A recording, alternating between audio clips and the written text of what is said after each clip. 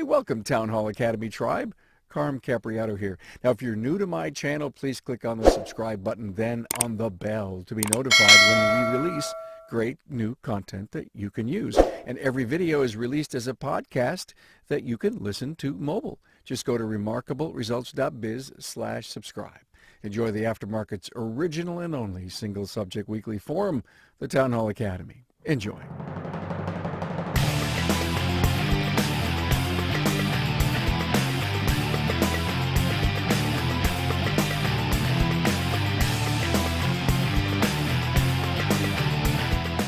Today, oh my God, succession, creating the next career, internal candidate, family. We're not talking about this enough. And of course, that's my opinion, but I may be right. And I think there are three people here that are going to help confirm that I may be right and that we need to talk more about this. I'm with Jessica Carrino, Sparks Tire and Auto. Hello, Jessica. Hello, Carm. And let me just break the code here. Jessica is the daughter of Ron Tinner, and Ron's with us. Hello, Ron. There. Good to be here. Thank you. Good to have you, man. You've been on the podcast before, and another great contributor to the podcast, David Justice from Repair Shop of Tomorrow. Great to be here, Carm.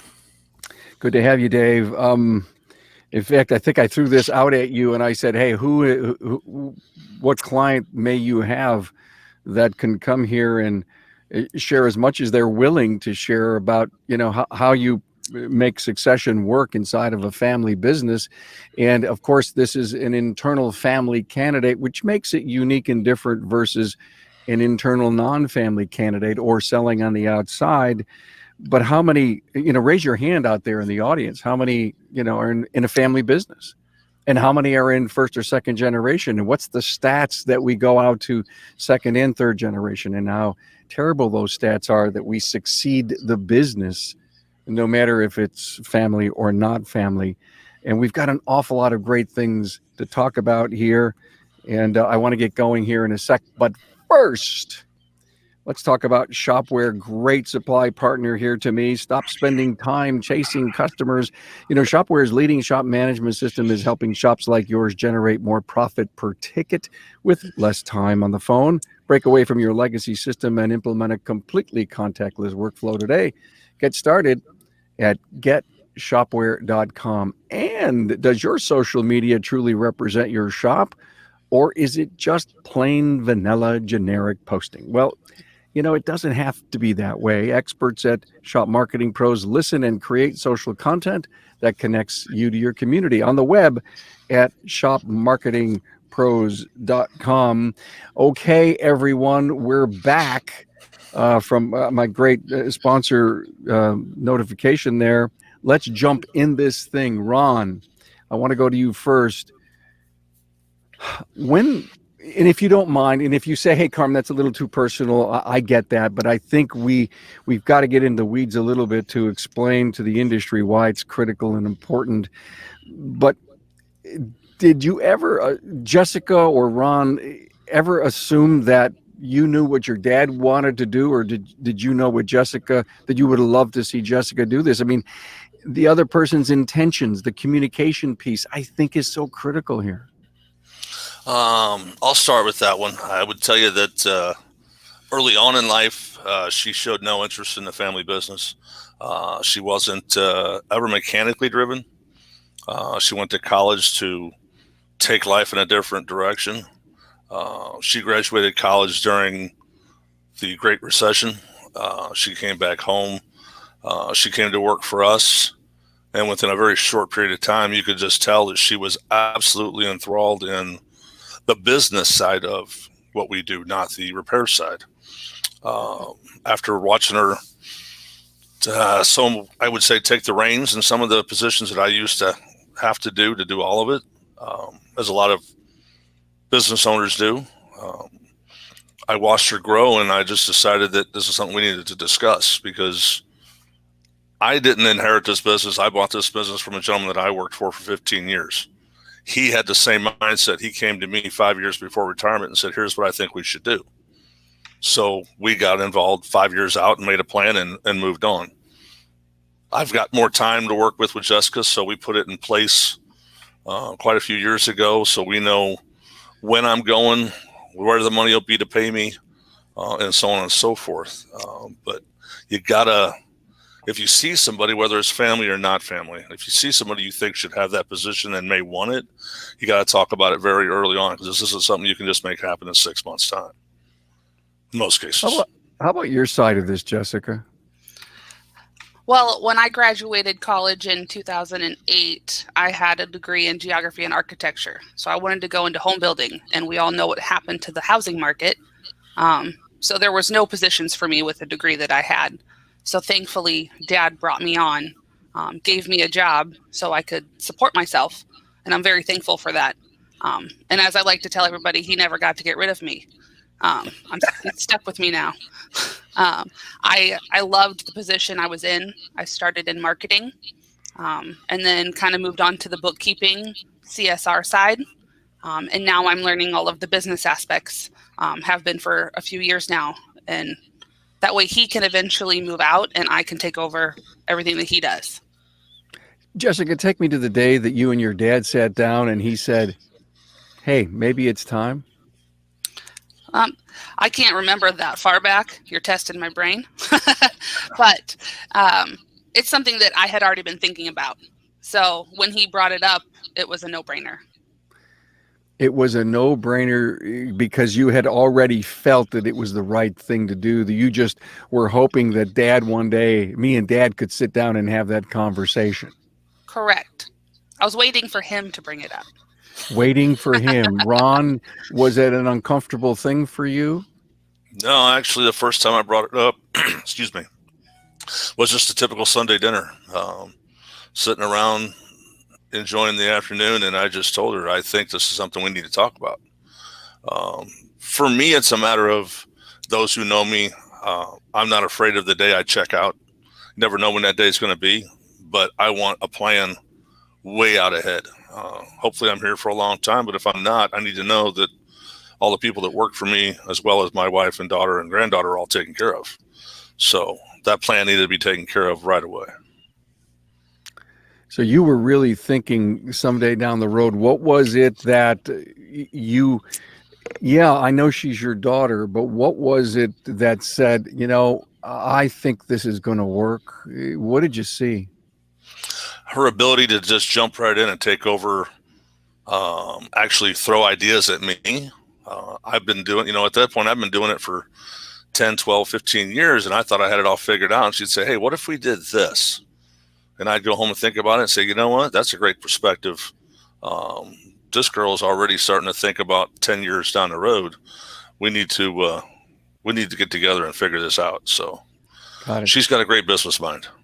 So Jessica, you're a planner. You had that, yes. and Dad, and obviously you weren't trying to impress Dad. That's just how you are. So he saw that in you, and that's probably, Ron, when you said at that Sunday dinner, hey, because you gained confidence, right, Ron? Absolutely.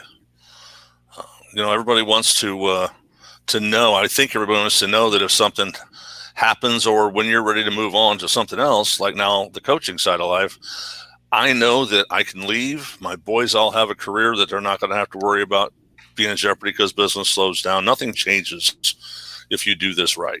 Yeah. You know, David, I've got to go to you since you're a former shop owner, multi-shop owner, and now a business coach, and a successful one. And I know you work closely with Napa on stuff. You see this so often, and what would be the whispering coaching moments you give to shop owners about situations like this? Well, I think Ron said it about either acquiring someone or finding someone in your shop, whether it be family or employee, and having those conversations, seeing what their thoughts are and their mindset and their goals. But so many of these businesses, our businesses, I should say, are not sold. People walk away from. And for me, that's just, it just hurts my heart. As long as we start to build and plan and really put a plan in place, there's no reason that we can't get paid for what we've done in our businesses. Yeah, yeah. Are we bashful, David, at all when it comes to trying to find the candidate, be it a family member or an internal candidate? We just don't know how to pull the trigger and talk about it. Well, I think it's very uncomfortable when you start to talk about family members. Ron had mentioned a Sunday dinner. What if there's someone else, brother or sister or what have you, that feels that they should have that opportunity, let alone getting involved in business with family? If something doesn't work out, there's quite a challenge there down the road. With talking to employees, the minute that you say to someone, what's your goals, and maybe you'd like to buy this business, some people would have thoughts, oh my gosh, this guy's selling the business, I'm not going to have a job. Yeah. So we just need to be upfront and talk about people's goals and see if they align. And that's how we start the conversation. Again, Ron and Jessica, I don't want to go into too much depth and too personal depth, but I've got to throw what I think is a wild card out there as far as family. Do you have any other brothers and sisters, Jessica? No, I'm the Okay. only. Well, then that makes it easy. It does. That makes it easy. But I want to mention, and I don't know who can respond to this, when there's other family members, and even if they're not in the business, it's in mom and dad's estate, if you will. They own the business, and they want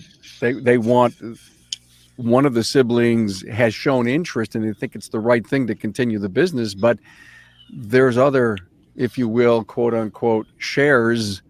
Even though they don't have shares, they almost feel that they have a right to the business. And I guess, can any of you discuss that? Have you ever talked to people of the complications that happen with family business? I can speak to it just for myself. Growing up, I had a brother, and he actually was working with my father as well. I went away to play ball, and then went to school, came back, and he decided that it wasn't for him. And I went to school to be a phys ed and health and minor in learning disabilities. So when I got out, it was not the income that I had hoped for. So my dad said, come on back and work for us. And that's how I got back into the automotive, and very thankful. Ron, any comment on that you would want to share with a fellow that there's more family involved? Well, the way that I acquired this business was pretty much that. The gentleman had a son and a daughter, both of which felt that they had the right to the business. And it became a family debacle to where the brother and sister weren't going to work together. And neither one of them could come up with an agreement on how the other would get it. So he finally said enough's enough. And he and I became agreed that I would purchase the business, so that he knew it would go on, but he wanted it to not be just sold outright to somebody he didn't think would keep it running. So I come straight from that. That exact situation. Wow. And that's the part of the reason why businesses do not transit into the second or the third generation. They just can't figure it out. And we're working on the fourth. Yeah. My little one wants to take it over when she gets up here. Yeah, you wrote to me, Jessica, a 7-year-old. She's 7 now, and she already says, "Hey, when can I be the boss?" Yep. We had that discussion the other night, and I only have one, so I don't have to worry about siblings fighting either. And if you met Lana May, she is the boss. She is the boss. Wonderful. So, David, we really need to start early in our business life cycle, if you will, to start thinking about it. Here I have, a 10-year-old son or a daughter, and maybe they show capabilities of, being, a kinesthetic learner. They get this stuff. I can see them, possibly being in the business. Who knows what their goals would be? Do I start figuring out how to put money away? You don't sit down with a 10-year-old and have that discussion. But again, if you're in your 40s and you say, hey, at 55, it's 15 years, is it too early to start even thinking about how to potentially put a transaction together or save money? Absolutely not. Absolutely not. The earlier start, the better that it will be and the more options that you'll have. We talk about, and I know Ron will probably talk about it, Profit First, the book. And I just think that that's fantastic, where you build silos. And, really what it does is allow you to control your spending, to understand what you're doing and where it's going, so on and so forth. So for me, my father brought me in, and I had to learn the business side, meaning the book work and all of that, before he let me go have fun and go work on cars. So kind of was a little backwards, but it really worked out well, learning the business from that side. But with that said, when you use Profit First, or start having silos, or start early, whatever you may use, you give yourself a much greater opportunity for success, because then you have some of those dollars put away, so that when you do choose to make that transition, if you will, we've already gone through the heavy lifting. So it's very important. I always talk about being in front of it, not behind it. Thank you for that. I want to come back and get into some pretty interesting and deep stuff. I appreciate you guys. It's been a great dialogue so far. When someone searches for a shop, who are they finding on the internet? Your competitor? Well, really, it should be you. Now, the good people over at Shop Marketing Pros know how to drive website traffic and make Google work for you. On the web at shopmarketingpros.com. And our great friends over at Shopware, spending time chasing customers, you don't have time for that. Shopware's leading shop management system is helping shops like yours generate more profit per ticket with less time on the phone. Break away from your legacy system and implement a completely contactless workflow today. Get started at getshopware.com/carm. Hey, there's so many things. We cannot teach someone how to do succession planning in a 40 or 45 minute, which is so more the reason that on the team of this discussion, when you start wanting to have it, would be, in my opinion, as a business coach who really knows the industry, knows your business, an accountant, a good attorney, and a commitment amongst the family of open and honest dialogue, that it may hurt in some cases and it may not. We can always leave and come back and talk about it. Ron, share with us some of the ways that, the how, what kind of advisors did you pull together to pull this off? Personally speaking, Dave and I have talked about it endlessly. I had reached out to the gentleman I bought the business from, got his insight. You're right. You have to get your attorneys involved. I had to wrap everything up into my trust. I had to make sure that that's covered in the event that my wife and I both cease at the same time. Yeah. So there are endless avenues you have to go down. Insurance agents. You want to make sure that you have proper insurance in place. You want to make sure you have life insurance policies that cover both of you, or however many of you are involved, so that in the event of an early demise, that there's always a backup plan that takes care of keeping everything in place. You're going to need a whole team of people to make this work. It's no different than deciding you're going to buy a business outright and go into a bank. You're not just going to walk in and get money and go over, and it's not like buying a car. There's a whole team of people that have to make this happen. The nice thing about planning ahead of time is you got plenty of time to make it happen.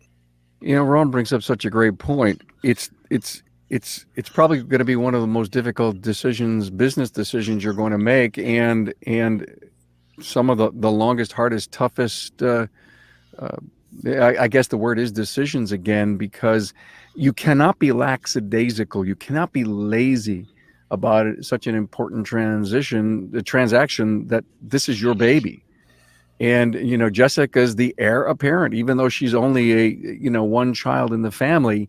The structure, you just can't say, hey, one day I'll be gone. Just give me a check for me and mom every week. And, so that we can eat, maybe go on one vacation and then fine.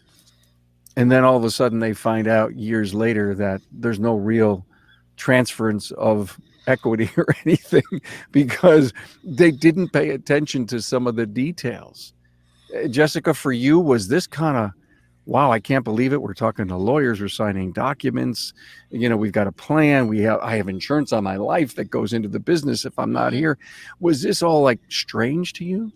It was a lot to take in at first. There's so much that goes into it that I never really thought of. And when we started going through it, it really became real. It was like, okay, this is happening and this is how life is. Anything surprise you, shock you? No. Ron, anything surprise her from your perspective? No, she's been raised to not let things surprise her. Just Okay. grasp them and run with them. Pretty much. She's done very well. She's ready to go. I'm not. So, let's talk about that.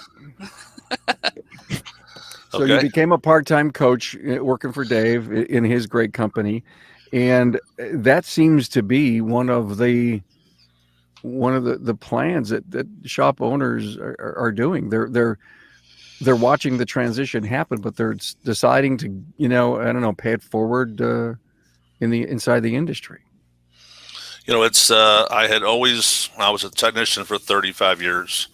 My wife had come to grips with the fact that I was going to move on and teach. And once I became a client of Dave's and really started to understand business to a different level, I should say, once I got good at what I do, at working on it instead of in it, the thought of helping other guys that are going through the same thing I used to go through makes me happy. I can't even begin to tell you how fun it is to sit and coach. It's no different than teaching my crew how to do what they do, and sitting back and watching them succeed at it. When you help another shop do the same thing, it's very fulfilling. So, good, Jessica. I have a question about your business acumen. Now, you've been involved in the business about 10 years now. Roughly, yes. Okay, and you have. What's missing going forward that you need to learn? All of the small things that don't happen very often.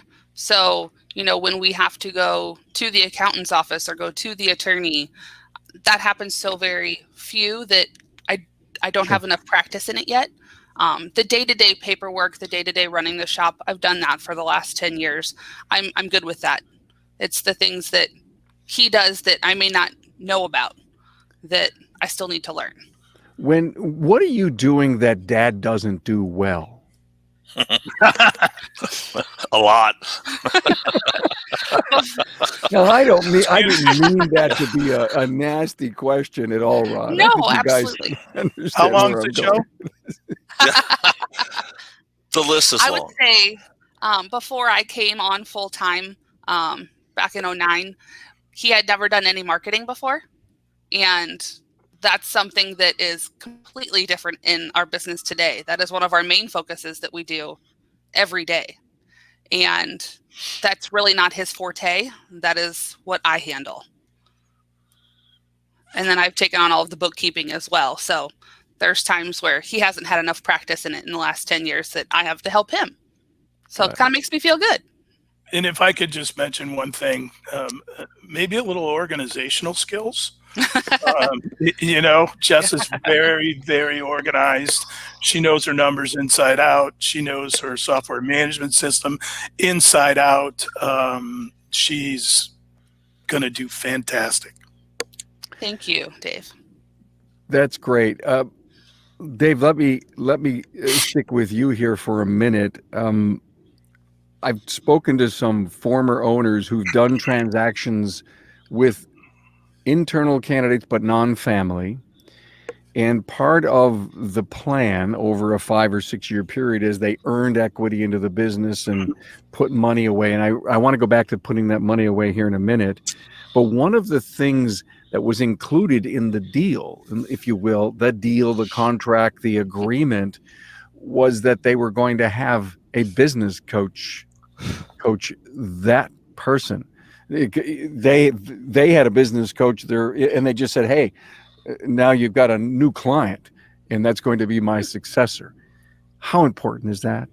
Well, I mean, for my opinion, in my career, I had mentors help me, and moving forward, Big Box bought my stores, but with so many of our other clients that have internal candidates, first of all, we have to have a playbook. We have to have a playbook of our system, operation, procedure, exactly what we're doing. Hopefully, they're already championing your processes, but it never goes without having a mentor to be able to look at it and keep your business on the right path. So many times we're our own problem when we look in the mirror as business owners. So having a coach to help you, again, stay on task, looking at your system operation procedures it's amazingly important. The next thing is if that business owner is holding any kind of paper, his success is to help that internal candidate be successful. So it makes sense. And for owners that really care about that candidate, I think that really shows exactly how they feel to have that candidate get some coaching. There's many different great coaching companies out there. I would suggest for sure, if you have a candidate that's coming in, that type of a plan is the only way to go. So you're suggesting get some help, and Ron, you have to believe in this because I believe, is Dave coaching Jessica, or are you? Dave is coaching me. He's been my coach for 3 to 4 years now. I hope to pass on that legacy to Jessica. Okay. She and Dave have a great relationship. I don't want to be her coach. That's not fair to her. I will hold her accountable to some things and not to others, and she needs a coach that'll hold her accountable to everything. So it almost sounds logical, guys. Even if you as you are a coach now, Dave, in your other life, whatever that means, right? Whatever that means, that Jessica would say, all right, Dad, what would Dave say? You don't want that, right? You Right. don't want that. That's smart. But at the same point in time, I know whether you're coaching your son or whatever in baseball, we can equate it to. So many times I'll mention something and it kind of is one in one ear and out the other, but then the other coach will come in and say something to him and he would adhere to it immediately. So I just think that being a step away is the right way to go. For me personally, I've seen it with my own children. So I believe that that's the right thing to do. Dave, let me ask you a question about equity. Yes, Jessica is a family member, and we don't want to know the structure of the deal. It doesn't matter to us because it's private and it's family. But in so many deals, you've got to transfer equity sooner or later over time. And do you see deals being formulated and shaped over a 5 or 6 year period? Do you see a non-voting shares moving? Give me an idea. So really it depends on how big the business is, quite frankly, because it comes down to the down. Is the owner carrying the money, or is the person that's purchasing going to the bank? So there's many different levels of putting this deal together. Who's paying for whose insurances, so on and so forth, whether it be life insurance, so on. And, as I say, what I see is early on, Ron and I had the pleasure to be on the Napa National Board. Gary Klimmer was there. We've talked about him. And he had a 7-year, I believe it was, plan put in place with multiple guys that work for him. Yeah. They had everything written out. So when you talk about equity, they purchased a portion basically of equity each year down the road. Right. And the benefit for Gary or any business owner at that point in time is, yes, he's still getting paid to be there. Hopefully he's not working the kind of hours that he used to, because he's getting these folks to champion his processes, and he's being able to step back as well as they're learning how to run the operation. So I think as a general rule, I would say 5 to 7 is a great place to go. But if you're buying somebody out that has 3 or 4 stores, there may be a longer period of time that you really need to be looking again in front of it, not behind it, because there's nothing worse than to come up and say, I want to buy your business. Okay, here's what we want. I don't have any money. Yeah, which is so smart, gang. I've heard this story over and over again that when you're hiring a key player in your business, and I guess it really doesn't, I'm sorry, let me take the word key player away. When you're hiring anybody for your business, one of the questions to ask during the interview is, what are your plans for the future? And if someone says, I'd love to own my own shop one day, maybe you can own mine.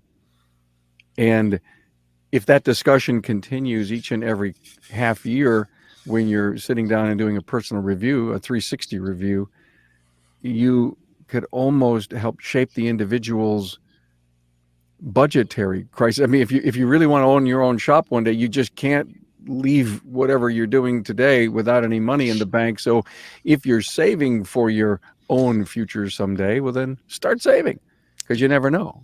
I would love to retire someday, and I'm looking for a candidate. Now, I've known some shop owners, like you say, David, that took two fabulous internal candidates and worked with them over time to sell a minority share of the business, and they had plenty of time ahead of them, like 15 years before the owner was really wanting to get out.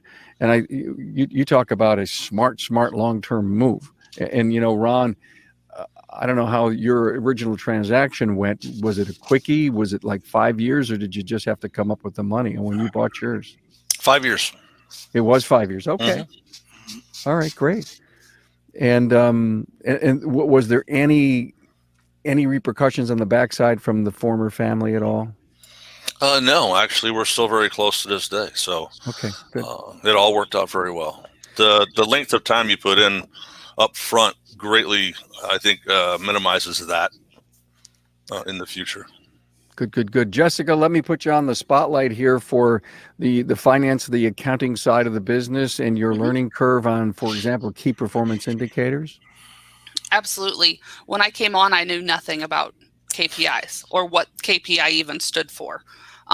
So being able to have two great mentors in Dave and Dad, I've learned what those are and the key importance of how, if you don't know them, your business will not be successful.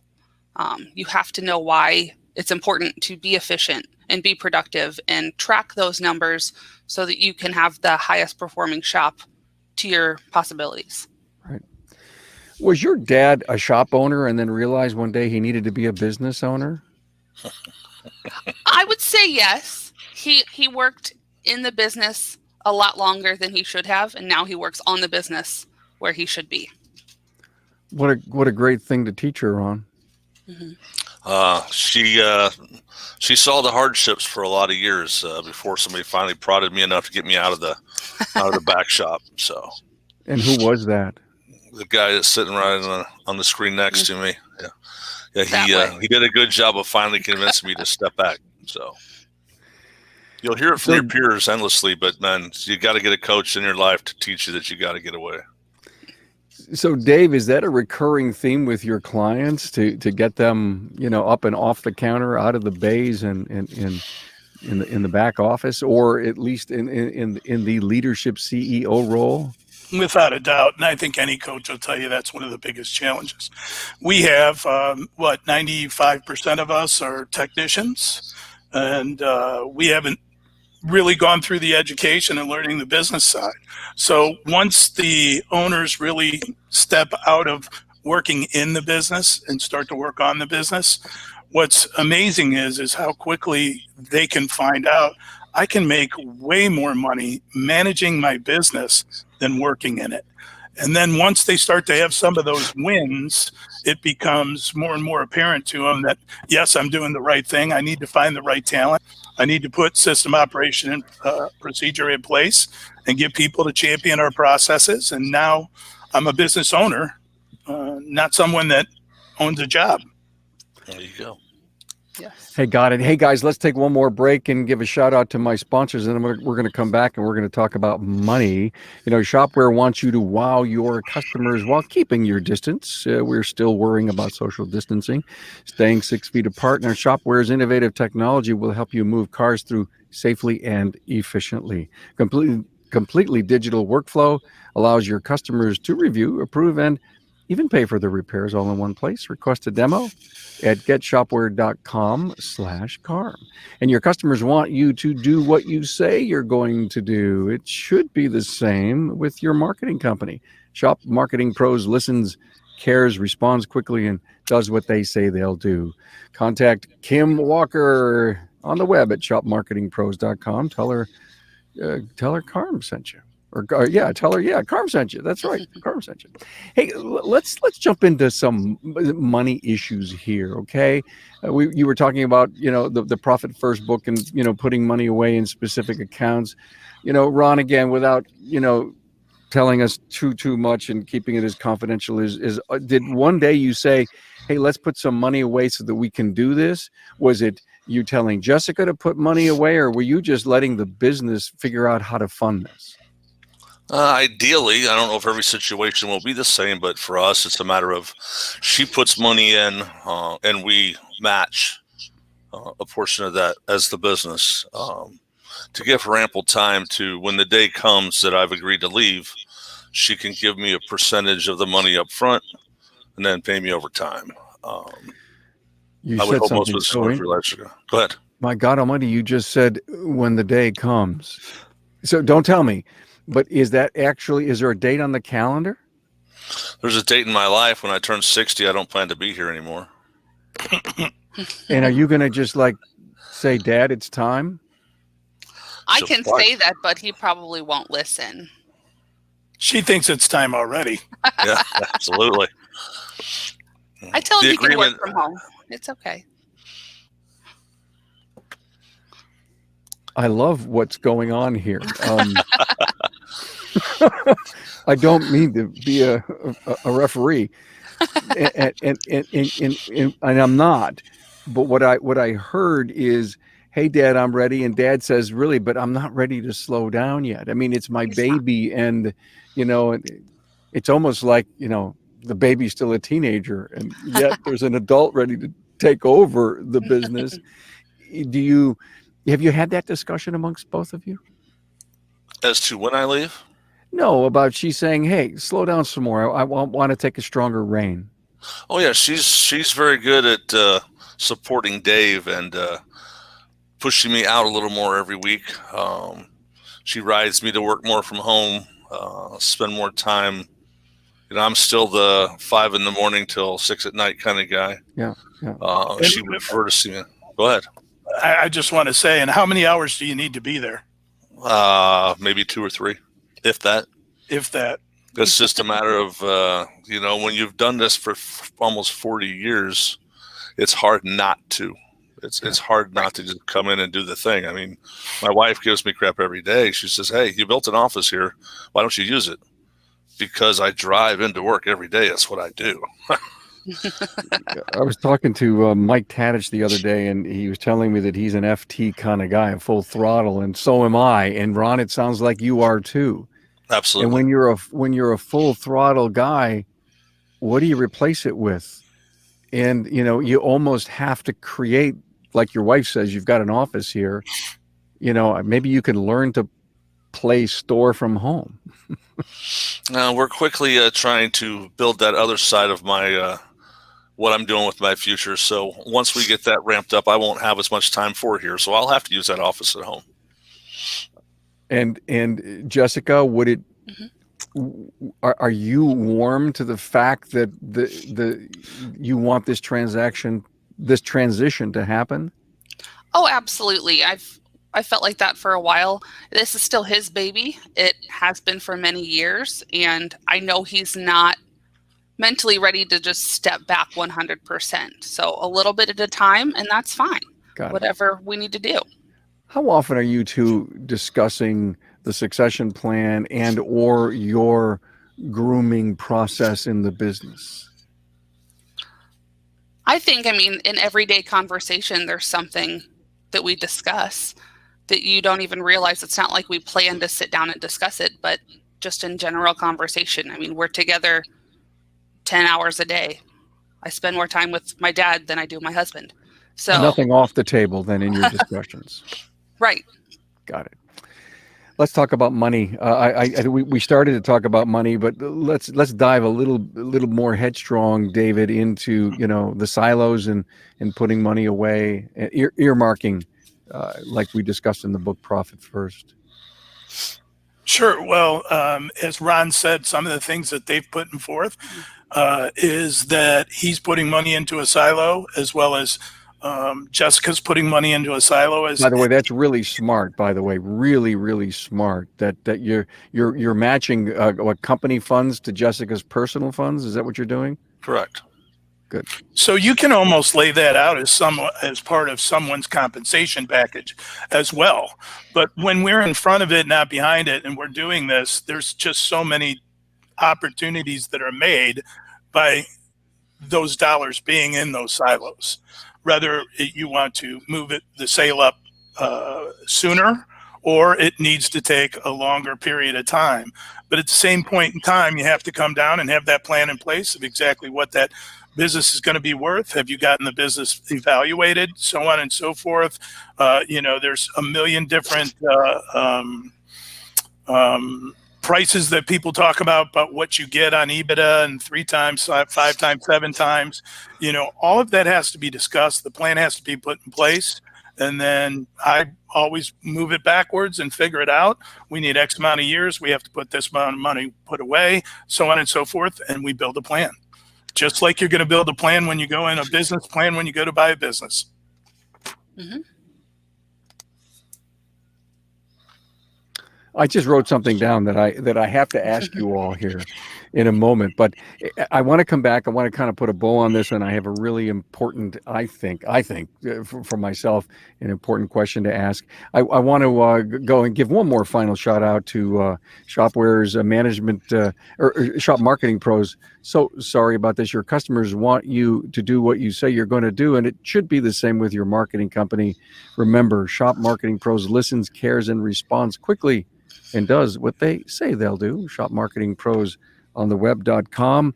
And of course, Shopware is as easy as 1, 2, 3. The Shopware shop management system allows customers to review, approve, and pay for repairs all in one place. Keep your staff and your customers safe while maintaining profits and keeping your customers happy. Learn more at getshopware.com/Carm.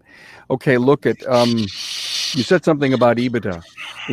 We've done shows, David, on selling your business and outright, never internal. And the funny thing about it, David, you may have been on one of the shows that we did when the owner says, "Yeah, I'm going to retire and I'm going to sell my business." Well, great, that's wonderful. Well, what do you want for your business? I want $1 million. Absolutely. And anybody who knows or is smart, or they start rolling on the floor laughing and saying, "Wow, they're clueless," because you just mentioned EBITDA. And what I want to know about an internal family candidate, do those numbers still play in that kind of transaction of a family member? Well, for me, I'm a business coach, so I work for Jessica and Ron, right? So, if you will, there has to be a rhyme and reason. So, for me, the first thing is go out and get a professional evaluation, and that's where everything starts, and then go from there. I know in the sale of my businesses, I had a professional evaluation before I even was approached by somewhere or whatever. So I had a good idea of exactly what it was truly worth. Unfortunately, not what my heart told me it was worth, but what it was really worth. And then again, once you have that, I work backwards. If it's a family member and it's something that you feel they should have for less, God bless you. But when people work their whole lives for that, I think that there's a sense that you have to get what it's worth for your other family members. And I know that my father did when I purchased his business. So it was business. That's where the line was drawn for us. I'm sure in other families it may not be that way, but I respected the heck out of him for him doing that. Yeah. Because he and my mother had a great retirement, and God bless them. Yeah. Ron, was that one of the toughest things for you and Jessica to deal with, was to come up and evaluate the business? No, it was actually pretty simple. you know, you got to get professional evaluation, of course, but then you got to decide in your heart of hearts, is that truly what you think it's worth, or is it over time, is it going to be easier to make the load lighter for her? Or on the other side of it, if we're successful and grow this business, it should be worth more money.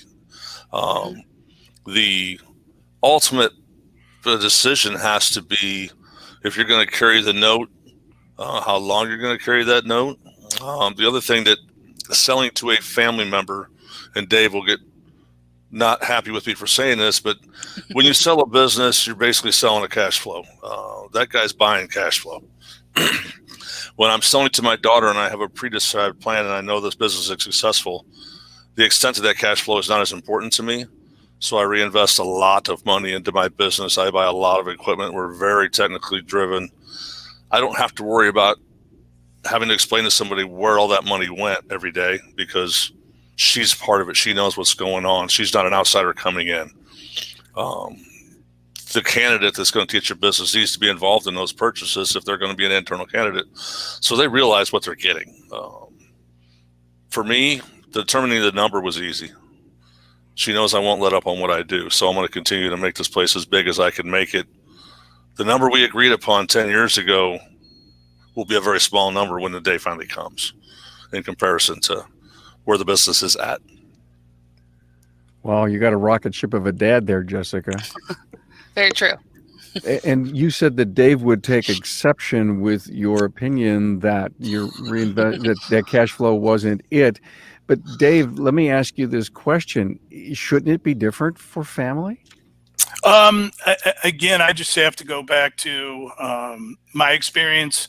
You know, for me, buying out my father, you know, he came to me and he said, "Hey, this is Mom and I's retirement." So it wasn't about that I paid him way too much, but we got it evaluated, and it was a business move. And I respected him for it. He was there every minute to help me on anything that I ever needed.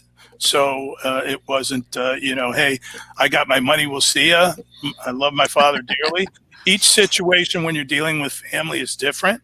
Yep. You talk about a non-family member, though, and you go all the way to the hill and you're in that 7th year, and then unfortunately life gets in the way. Tragedy happens in their life, or life changes, and then all of a sudden they choose to go a different direction. So even when you're building those silos, and I don't want to get off topic, you're building those silos and putting that money away, but that's still in your account. And then when the transaction goes, it goes towards that other person. When it's family, it's a little bit different. But with that said, you know, I think a family decision is just that. It's a family decision. Wow. I have so loved this. And I want to say to you all, this was a very good, eye-opening episode for the industry to hear. No matter if they have the same circumstance as Ron and Jessica, but there's still so much enlightenment, I would say, that the industry Ron, David, you know the number of people that want to transition their business, that want to sell their business. It's enormous. And they're late. They're late to the table. They missed the wedding. And you know, it's funny, but that's not funny. It's unfortunate. And that's why people need to implement today. Start from today. Yeah. If that's a plan you're going to put in place, work the plan. And so remember, everyone who's listening and or watching, we key, we key these talking points into the show notes page on my website. So you could listen through mobile and through a podcast listening app. But and I always tell everyone in every episode, go to this URL, go to the show, go to my website, and these key talking points that came from Ron and David and Jessica are going to be there. And you could, in any episode I've ever done, and you could literally take that clip, copy, cut, paste, and then build a meeting agenda around it. And if it's not a meeting agenda for you, it's a maybe step-by-step thing that you can do to start doing a internal transaction in your business to a candidate. Well, let's go around the room. Let's do a final give up to the industry for, whatever you'd love to say. And Jessica, thanks so much for being here. Congratulations on doing a transaction with your dad, and hopefully one day you'll be back on and you'll tell us the story of how the day that Dad walked out and he gave you a big hug and says, "Can I still come by for coffee?" Let's see if that day ever comes. Hey, now. Any final words? I just want to thank you very much for having me on today. This has been very enlightening and very honored to be a part of it. So thank you. Thank you, and best of luck to you. Ron, how about you? Any words to the industry about this? I will back up, Dave. If you have any thoughts or any candidates in your mind, you got to get that out in the open. Like I had said in my points, you can't assume that person wants to be that person or you're selecting them. You got to let them know that. You got to get that dialogue opened up ASAP. Boy, that's the key. I think we almost started out with that, and that's what I continue to hear over and over again. The lines of communication are not strong when it comes to no matter if it's family or whatever. And God bless families with multiple family members. Those are really tough transactions. They really are. David, you have the final word, my friend. Well, thank you very much, Carm, for all you do first and in the industry and everything. But one of the things that I would just say to all the folks out there is we got to start early. You got to build a plan, and you need to implement one bite out of the elephant at a time. If you don't ask those questions to whether it's family members or people that are working with you, for you, you're getting behind it. And whenever we see so many people that walk away from their businesses, it's just heartbreaking. And don't be one of those folks. Implement now and get in front of it. Don't be behind it. Thanks again, Carm. Hey, thank you. Hey, a couple of comments coming from Facebook. You guys rock. Yeah, I think you guys all did a great job. And when I bought out my father, I felt it was something out of the Godfather movies. He made a deal I couldn't refuse. That's an option. It's an option for sure. And thank you, Jerry. Compliment about a great show. Listen, everyone, have a great long Memorial Day weekend. And thanks for being here. Labor Day. Oh, that's right. Labor Day. Wow. I guess I wish summer was coming back. Right? Oh, yeah. See you all. Bye. Thank you.